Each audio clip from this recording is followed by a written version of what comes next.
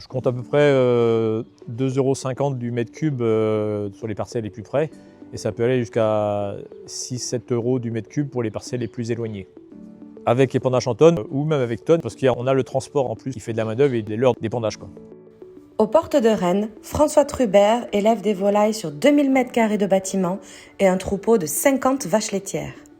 Il produit du biogaz valorisé en électricité et en chaleur depuis 2012. Ce développement lui permet par ailleurs de mieux valoriser les effluents d'élevage qu'il considère aujourd'hui comme une réelle ressource. Depuis 2012, j'achète plus du tout d'ammonitrate. J'utilise les effluents de mon exploitation et le digestat pour fertiliser mes cultures. Et j'essaye de mettre tout en place pour essayer de perdre le moins possible d'azote lors des épandages. La première des solutions, c'est le matériel d'épandage en fonction aussi des cultures qui sont à mettre en place. À l'implantation des cultures, là on prendra plutôt un enfouisseur pour éviter les perditions et enfouir au cœur de la terre.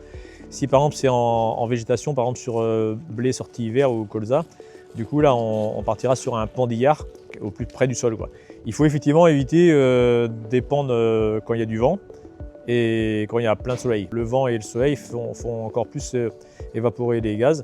Il faut épandre le maximum par temps un peu pluvieux ou très humide et puis sans vent. Le séparateur de phase il permet d'avoir un digesté beaucoup plus fluide et de concentrer l'azote dans la partie liquide et le phosphore dans la partie solide. Et du coup, en fonction des cultures, notamment le blé et l'herbe sortie hiver, de mieux valoriser l'azote à cette période-là, vu que c'est fait en pandillard, et plutôt le digestat brut pour tout ce qui est implantation maïs. Clairement, j'ai plus d'achat d'engrais minéral. Par contre, il y a des coûts d'épandage qui sont plus forts. Après, de toute façon, il aurait fallu les épandre, ces effluents-là. Alors autant les épandre et mieux les valoriser possible. Donc voilà, je compte à peu près 2,50 € du mètre cube sur les parcelles les plus près et ça peut aller jusqu'à 6-7 € du mètre cube pour les parcelles les plus éloignées.